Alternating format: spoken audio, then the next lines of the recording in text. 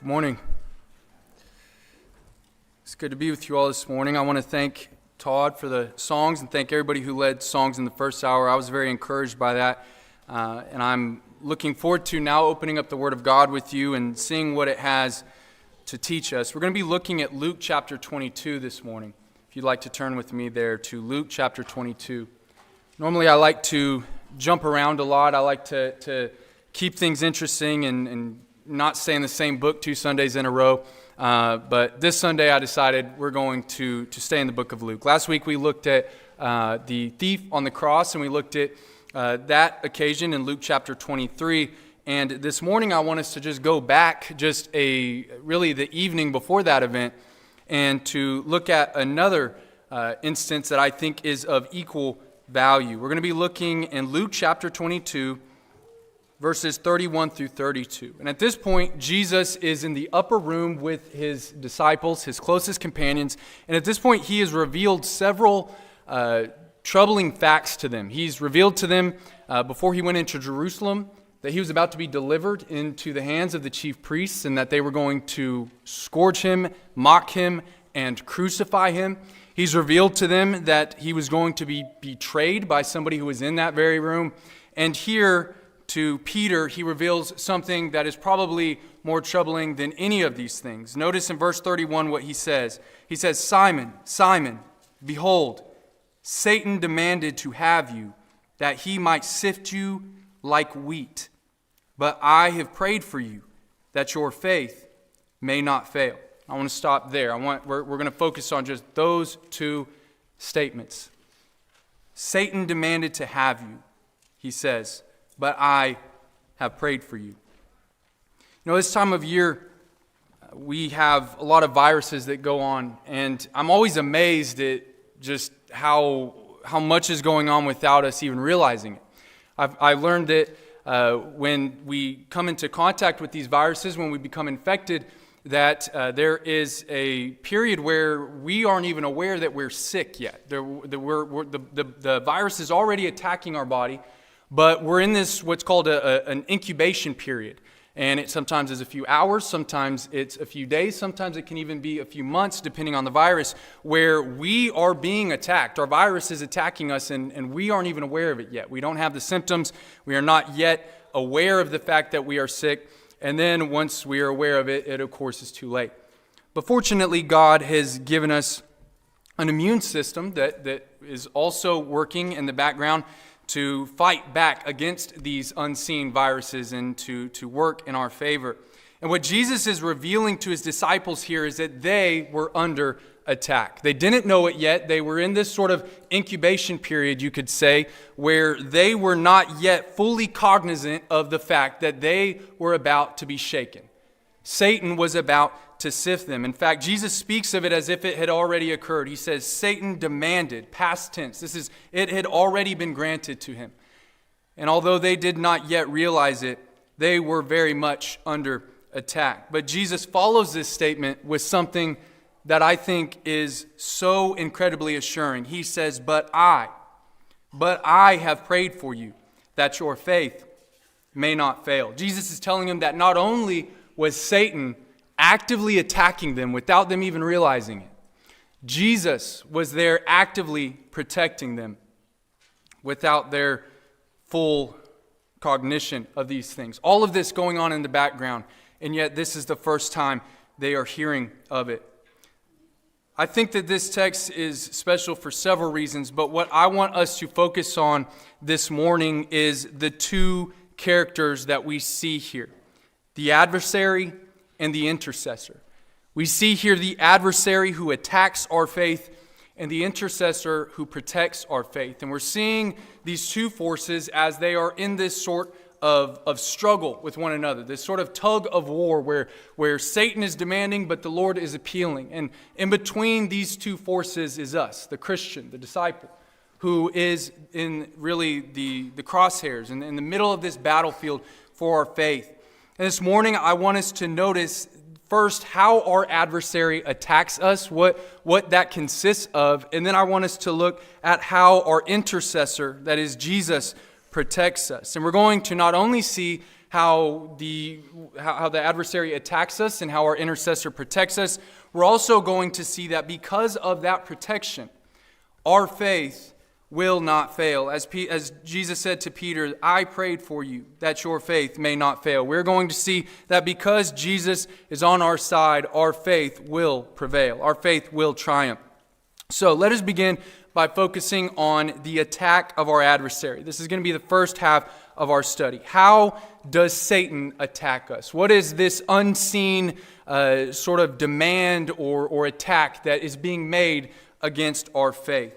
Well, first of all, I want to emphasize the fact that every Christian is subject to this attack. This is not something that is rare. When we read of these things where Satan is demanding for someone, such as he is here, it seems sort of like an edge case. It seems like something that doesn't happen very often. We read of it in the book of Job. We read of it here in the book of Luke. But outside of that, we don't read of it that much. And so sometimes, at least I conclude, well, Job and Peter must just be special. They got asked for, but surely he's not going to ask for me. I'm not that important. I'm not that special. I'm not going to be, my name's not coming up in that conversation. But I want you to notice that Jesus was not just talking to Peter here. Whenever he told him in verse 31 that Satan had demanded to have him, he's actually speaking plural. He's speaking to all of the disciples. The word you in both of these statements is plural. He's saying Satan demanded to have all of you. It may have been Peter that he was speaking to specifically, because Peter, of course, was sort of the leader. He was the one who was going to be tested the most thoroughly. But Jesus is speaking to all of them. He's saying Satan wants all of you. You are all under attack. And this is something I think that we need to pause and consider, is that this is something that is not limited to just the strongest of Christians or the leaders in the church, the elders perhaps. This is a really an all-out attack that nobody is spared from. Satan goes after anyone and everyone. This was not just limited to the Jobs or the Peters. It is going to entail any and every Christian. Peter reveals this in 1 Peter chapter 5, verses 8 through 9. He says, be sober-minded, be watchful. Your adversary, the devil, prowls around like a roaring lion, seeking someone to devour. A lion does not discriminate between this gazelle and that gazelle, or this one's injured. I don't want to go after that one. I want this big one over here. If it's in their food chain, if it's their prey, they're going after it. And that is how Satan works. He does not discriminate. That's not to say he does not specifically perhaps call for or ask for or go after a particular Christian at a particular time. My point is that he will go after every Christian at some point or another. He is constantly seeking out Christians. He's constantly trying to go after whoever he can find in order to destroy them. Peter goes on to say, resist him, firm in your faith, knowing that the same kinds of sufferings are being experienced by your brotherhood throughout the world. So this is something Peter says that is a universal reality for the Christian. It's not something that Peter is saying, I went through it and don't worry, it's not going to happen to you. He's saying this is something that the entire brotherhood, the entire church is subject to. Satan is like this roaring lion that is going to come after each of us at some point or another, and probably multiple times throughout our lives. In Revelation chapter 12:10, I think this is worth noting, that it says that the accuser of our brothers, that is Satan, our adversary, accuses them day and night before our God. Day and night. It's unceasing. He does not cease from this activity. He is constantly working. He is constantly attacking. He is constantly seeking out a Christian who is weak, who is vulnerable, who is in a position that he can topple their faith and destroy them. And so let us notice that this request, this demand that Satan makes here, is not limited to Peter or to Job or to just the most important. It is going to apply to all of us. We all must be sober-minded and watchful, because we all, at some point or another, are going to be asked for. It's not a matter of if, but when Satan will ask for, demand for us, that he may attack our faith. That brings us to our next point. So not only is every Christian subject to this attack, but his goal is essentially the same, no matter who it is. He goes about it in different ways. He takes different angles, depending on the situation, depending on the Christian. But his goal in every single case is to completely eliminate our faith. His goal is to destroy every last remnant of our faith, of our relationship with Christ, with God through Jesus Christ. You see, what Jesus reveals is that not only had he demanded to have them, he gave him the reason, the purpose for his demand. He says that he might sift you like wheat. Now, sifting wheat is not a bad thing in and of itself. It's a necessary thing. If you don't sift wheat, then you have debris and you have chaff and you have a bunch of stuff that you don't want mixed in with the good stuff. And so what they would do back then is they would take just a pile of wheat mixed in with all of the debris, all of the chaff, and they would shake it very quickly, very rapidly, until all of the unwanted material was separated from the valuable material. And so sifting wheat was a necessary thing. That act of separation is not inherently bad. In fact, we read that God does this same sort of separation. It says in the book of Amos 9:9, the Lord says, "For behold, I will command and shake the house of Israel among all the nations as one shakes with a sieve." That's the same idea of sifting, of shaking with this instrument that is going to separate the righteous from the wicked. Again, it says in Matthew 3:12, John the Baptist, speaking of Jesus, says, "His winnowing fork is in his hand, and he will clear his threshing floor and gather his wheat into the barn. But the chaff he will burn with unquenchable fire." So, to a certain degree, sifting is necessary, and it is not a bad thing. God intends to sift in order that he may recognize and vindicate the righteous, in order that he may distinguish the righteous from the wicked. That is why God is engaged in the act of sifting, or why God allows us to be sifted. Paul says in 1 Corinthians 11:19, "For there must be factions, separations, divisions among you, in order that those who are genuine among you may be recognized." So when we talk about sifting or separating, we have to understand that it is not inherently bad. God has a express purpose in allowing it to occur. However, this is not Satan's purpose at all. His purpose, his motive is completely different. He is not trying to distinguish the righteous. He is trying to destroy the righteous. His goal isn't to distinguish and to parse out the righteous from the wicked, the wheat from the chaff, the goats from the sheep, as Jesus spoke of. His goal is to ensure that there are no righteous people left. His goal is to completely overthrow our faith. When Satan went after Job, it was not to show that Job was a righteous man. It was not to demonstrate Job's faith and to show how real and how genuine it was. Satan's goal was to show that Job didn't really have faith. His goal was to show God that he only really served God when God made things work out for him. He was trying to show that Job's faith was a transactional faith, that when God blessed him, Job served him. But he said to God, "Stretch out your hand and touch all that he has, and he will curse you to your face." He's not interested in Job's well-being. He's not interested in vindicating Job. He wants to destroy Job. He thinks that if he can just put enough pressure on him, if he can just sift him hard enough, he can shake all the faith out of him. He can show that there is not any faith whatsoever. And so when we talk about sifting, Satan's goal and God's goal are very, very different. Their motives are entirely different. Satan's goal is to destroy our faith, and that is what Satan intended to do with the disciples on this evening and throughout the crucifixion. Is he wanted to shake them up so badly. He wanted, as they watched their Lord, as they watched the Christ be crucified, as they watched as he was delivered into the hands of these godless men, as they were all scattered to their homes, Satan wanted to make it to where they didn't come back. He wanted to ensure that every single one of them was a Judas. Every single one of them, that their faith ended right then and there. Judas was really he typified what Satan was going for with each of the disciples. That is his goal, is to destroy our faith, to sift us like wheat. Now here's, I think, what is most shocking about this. So Satan, he goes after all of us, and his goal is to destroy our faith. The craziest thing about it is that God lets him do it. God allows Satan to do this. In fact, the NASB translates this passage, I think, even more clearly. This Greek word that Jesus uses here. He doesn't say Satan demanded. He says Satan has demanded permission to sift you like wheat. You see, Satan could not just take something unless God gave it to him.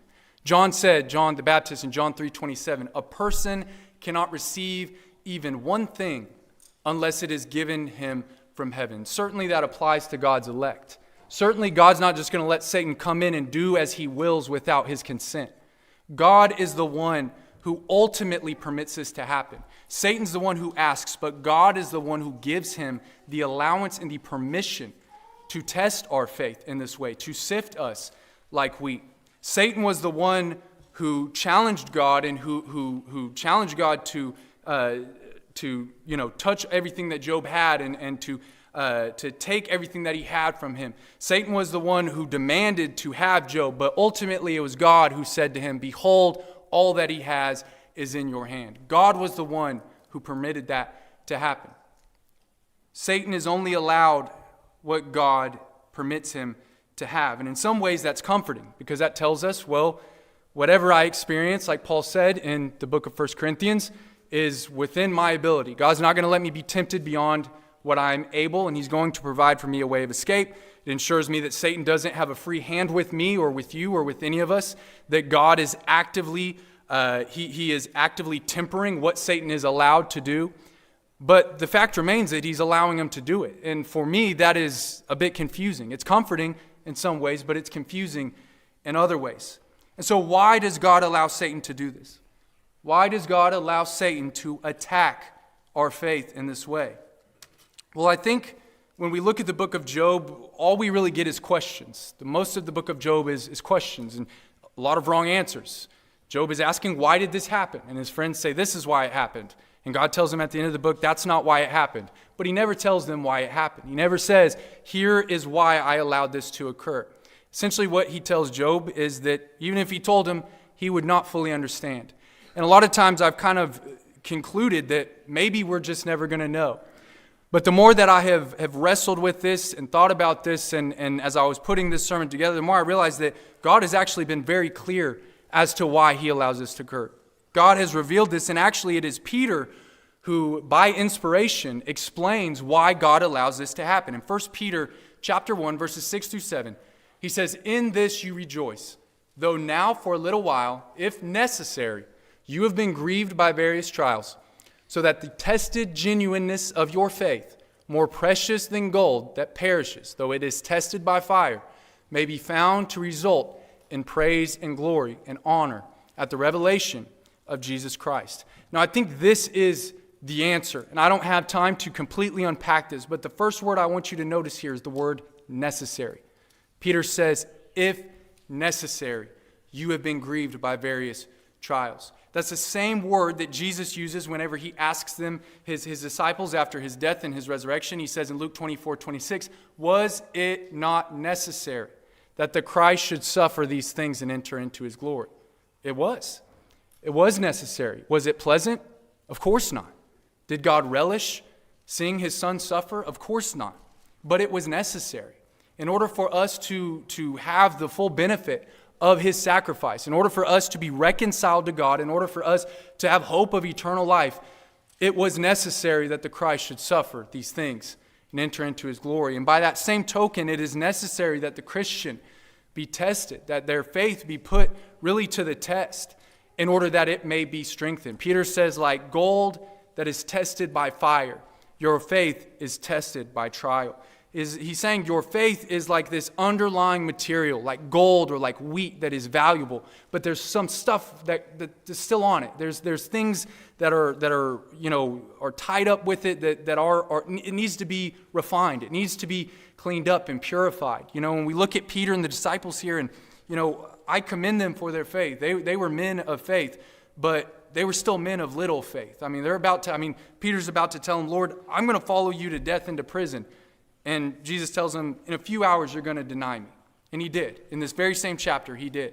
And so there was still much that was lacking in their faith. And so by allowing that faith to be tested, God was giving them the means to strengthen it. And when you look at Peter, when you look at the disciples in the book of Acts, you see a faith that has been transformed, a faith that has been strengthened, purified, refined. And had it not been tested, had it not been shaken, then we probably would not have had Peter part 2. We would not have had these men that became these pillars of the faith in the book of Acts. There is a very distinct difference between these men in the Gospels and these men in their epistles and in the book of Acts. There is a change that happens, and I want to emphasize the fact that change was not just the process of time and, their faith maturing. It was that testing, that sifting, that constant strain that was being put on their faith. And as God allowed it to be strained, it built up stronger. And so what I want you to notice is that God in his infinite wisdom is able to take something that Satan means to destroy us and use that same thing to strengthen us. He turns Satan's plans on its head. He's able to take this thing that is bad, that is intended for our harm, and he is able to use it to our advantage. It is like as Joseph said, as he looked back on his string of trials, and as he looked back at his life, and he reflected on everything that happened, and he said to his brothers, "As for you, you meant it for evil, but God meant it for good." That is really the answer to this question. Why does God allow Satan to attack us? Well, it is because he intends it for good. It is because he is able to make something good happen out of it, the same way that he was able to bring good out of the tragedy of the crucifixion. That is why James can say in James 1:5, "Count it all joy when you meet trials of various kinds. For you know that the testing of your faith produces steadfastness, and let steadfastness have its full effect, that you may be perfect and complete, lacking in nothing." So that is the attack of our adversary. We are all subject to it. We are all going to be faced with it at some point or another. You may be faced with it right now, in all likelihood, but if not, you will be faced with it eventually. And his goal is to destroy your faith. His goal is to overthrow it, but God intends to build you up with it. He intends to strengthen your faith and refine it through it. So that is the attack of our adversary. But now I want us to consider the protection of our intercessor. Because, we could stop right there and say, well, that's why we're tested. That's why our faith, is put to strain. That's why we're sifted, is so that God can build up our faith and make us stronger. And that's it. But there are, I think, two things that need to be drawn out here. Not only do we have an adversary who's being permitted to test us because God is able to use that testing to our advantage, but God has also provided us an intercessor who is working in our favor, who is ensuring that we are being defended, we are being protected. And it is through our trials that our need for him is revealed. Whenever we are not being tested, whenever everything's going well, I think we know that we need Jesus, we know that we need him, but you don't really know it until you're really in the lion's den. You don't really know it until you're really being shaken. Because when everything's going well, you're kind of like Peter. Peter's saying, "Lord, I'll go with you to wherever. I'll go with you to prison. I'll go with you to death." But, Peter starts singing a different tune as soon as Jesus is arrested, as soon as his world starts getting shaken up. And that's what I think that we realize in these times of suffering is it humbles us and it helps us understand that on our own, we cannot bear up under these trials. We cannot handle them in and of ourselves. We are in need of an intercessor. We are in need of somebody who will take our side.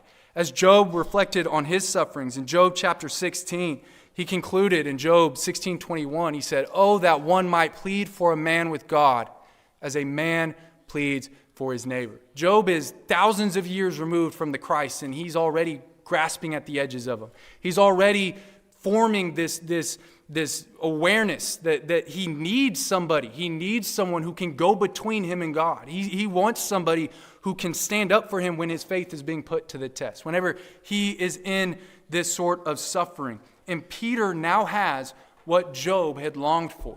Peter now has the very thing that Job was pleading and lamenting for. As Jesus reveals this to Peter, that Satan demanded to have him, he says, "But I have prayed for you, that your faith may not fail." He pled, he begged, he binded himself. That is what that word means. He binded himself on Peter's behalf. He's basically going before the Father, and he is making the most earnest of appeals on Peter's behalf, on behalf of all of the disciples. Now, the word "you" here does transition to the singular here, so he is speaking specifically to Peter here. But Jesus prays for all of his disciples. We're going to see that shortly. But I want you to notice here that it is through these trials that we are made aware of our need for Jesus. Peter, I think, was much more cognizant of his weakness, much more aware of his dependence as the night went on. And as he failed and as he had to reconcile, or as he had to figure out where to go from there. Peter was ready to just go back to being a fisherman at that point. He had been defeated, but it was Christ who ultimately picked him back up and got him back on his feet. So that is the first thing I want you to notice about the protection of our intercessor, is that it is our trials that not only strengthen our faith, but it is our trials that bring us closer to him. It shows us how just intimately associated we are with him, how much of an interest he has in our lives, in our faith, in our well-being. And I want you to notice also, as we consider his protection, that Jesus does not remove the attack. He does not pray to God that Satan's request be denied. He does not say, Satan demanded to have you, that he may sift you like wheat, but I have prayed and God said no. Or I have prayed that he wouldn't do it. He says, I have prayed for you that your faith may not fail. He's not asking that the attack be withheld. He is asking that Peter's faith would prevail. He is asking that Peter would be brought through it. And that is what our intercessor does, is he brings us through these times of difficulty, and he brings us to that level ground. And we can be sure that even as we're going through it, even when we're in that valley, even when we're in the middle of that test, we can be certain that our faith will triumph because our intercessor is on our side. Jesus said in John 17, verse 15, he prayed again to the Father. He says, I do not ask that you take them out of the world, but that you keep them from the evil one. Not that he keeps them in the sense that the evil one is not allowed to attack them. He's revealing to them on this same night, the evil one is demanded to attack you, and he's going to, and he did. Jesus is saying that they be kept in the sense that he says earlier in this chapter that God would keep them in his name, that they would not be separated from him, that they would be kept with him. And even as they were disjoined, even as they were separated, even as things looked very bleak, God was helping them, he was protecting them, he was keeping them. He says again in chapter 16, verse 33, Jesus says, I've said these things to you, that in me you may have peace. In the world you will have tribulation, but take heart, I have overcome the world. He's saying tribulations are going to come. The attacks are going to happen. But you can be certain that you will triumph through them. Not because you are just that confident in yourself, but because your intercessor, your king, has already won the war. And so Jesus promises us not to remove the attack, but to bring us through it safely. Third, I want us to notice that even when we fall short, Jesus offers us his mercy. It's worth noting that Jesus is praying for a man here that he knows is about to deny him. He's praying for Peter, and then he tells him in verse 34, after Peter has made this bold claim saying that he's going to go with the Lord to prison and to death, Jesus says, I tell you, Peter, the rooster will not crow this day until you deny 3 times that you know me. 3 times. And as I said, in this same chapter, we see it over and over again. He says, I do not know the man. And yet here Jesus is interceding for him, praying for him. In spite of Peter's faithlessness to him, Jesus is still merciful towards him. And whenever Peter, he says, has converted, he says, and when you turned again, strengthen your brothers. Jesus is already, he's telling him, you're going to sin, you're going to fail, but Jesus is already helping him move towards restoration, move towards reconciliation. He's showing him, here's what's on the other side. You're going to fail, but that failure's not the end. There's still more life on the other side of that failure. And he assures him that he is not done with him after it, that he will welcome him in his arms, and he does. And he does as we read through the end of the book of John. And so let us notice in the mercy of our intercessor that he offers us mercy even when we fall short. That is why it says in Hebrews 4:15 that we do not have a high priest who is unable to sympathize with our weaknesses, but one who in every respect has been tempted as we are. We were talking about this in our Bible class in the auditorium about Jesus coming in the flesh and the significance of that fact, that he knows what it's like to be tempted. He knows what it's like to suffer. He knows what it's like to be weak. And so it helps, it brings that sort of, that sympathy, that understanding between he and us, where he is a merciful and faithful high priest who deals with the wayward in a very patient and long-suffering way as he did with Peter. It says in Hebrews chapter 2, verse 18, that because he himself has suffered when tempted, he is able to help those who are being tempted. You know, Satan, in a sense, with Peter and the disciples, he kind of won the day. They were scattered, and, you know, if you just look at them on that day, it looks like their faith failed. It looks like Jesus' prayer wasn't answered. Because all of them did exactly what Jesus said they were going to do. They all fell away. Peter went so far as to outright deny him. Judas went so far as to even betray him. And so really every single one of them had fallen away on that very evening. And so in that sense, Satan had won the day. But I want you to notice that 11 of these 12 men, that was not the end. That was not the end of them. And so while Satan may have won the battle, Jesus is the one who helps us win the war. These men their faith did not fail. In a limited sense, perhaps you could say it did. But the word fail that Jesus used here is the word, it's eclipso. It's like an eclipse, like the moon blocking out the sun's light. Jesus is praying that their faith would not fail in the way that Judas's did, and in which they never recovered. And what we see is all of these men recovered. All of these men bounced back, and they were stronger because of it. So let us notice then that even when we fall short, our intercessor offers us mercy. And finally, I want us to notice that what he did here for Peter and the disciples, he now does for us. It says in Hebrews chapter 9, verse 24, "For Christ has entered into heaven itself, now to appear in the presence of God on our behalf." You know, whenever Jesus was on earth, I'm certain that he was praying for his disciples all the time. I'm sure that he was interceding for them, that he was praying for them as he did here. But this is what Jesus does on a full-time basis now for you, for me, for all of us. This is the work of Christ on the other side of the cross. He is our intercessor. He is our protector. And he has entered into heaven in order that he may defend us, in order that he may protect us, in order that he may work on our behalf. And so it says in Hebrews chapter 7, verse 25, "Consequently, because of this, he is able to save to the uttermost those who draw near to God through him, since he always lives to make intercession for him." And so as we conclude, I want you to notice then that with the protection of our intercessor, although the attack of our adversary is vicious, it's malicious, and it's unpleasant, with the protection of our intercessor, we can be certain that the power is on our side. The advantage is on our side. The scale is tipped in our favor. Jesus is with us. Therefore, no matter what happens, we are going to make it through it. Our faith will not fail. And so let us then take advantage of the power and protection of our intercessor and his protection. It says in Hebrews 4:16, "Let us then with confidence draw near to the throne of grace, that we may receive mercy, find grace to help in time of need." So that is the attack of our adversary and the protection of our intercessor. And as we conclude, I want to just leave you with the passage from 1 John. It's 1 John chapter 4, verse 4. John says, "Little children, you are from God and have overcome them. For he who is in you is greater than he who is in the world." I'm aware of the fact that there are many people here this morning who are actively being attacked. There are many people here this morning who are going through it, whose faith is being tested and for quite some time. There's been a lot of announcements that have been made, and there are certain members that come up time and time again.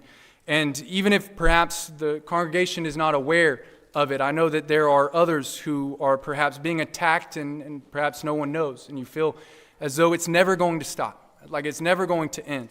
I remember times where I've gotten sick and been sick for a long time, and you get to a point where you think, I don't feel like I'm ever getting better again. I remember the first time I got COVID, I was on my back for 2 weeks.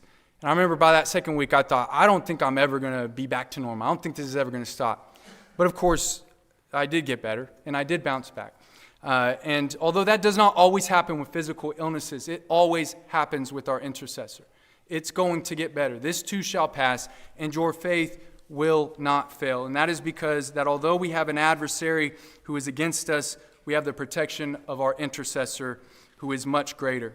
And so that brings us to the end of this study. I want to extend the invitation to anyone who has not yet committed their life to the intercessor, who has not yet given their life to Jesus and obeyed the gospel, this morning we give you the opportunity to confess your faith in him, to repent of your sins, and to be baptized for the forgiveness of those sins. If that is your desire, we ask that you would come forward at this time as we stand and sing the invitation song.